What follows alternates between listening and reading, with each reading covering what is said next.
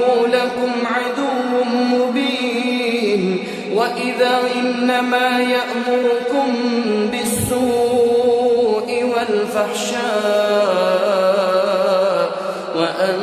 تقولوا على الله ما لا تعلمون وإذا قيل لهم اتبعوا ما أنزل الله قالوا بل نتبع ما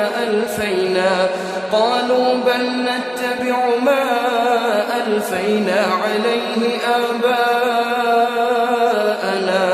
أولو كان آباؤهم لا يعقلون شيئا ولا يهتدون ومثل الذين كفروا كمثل الذي ينعق بما لا يسمع إلا دعاء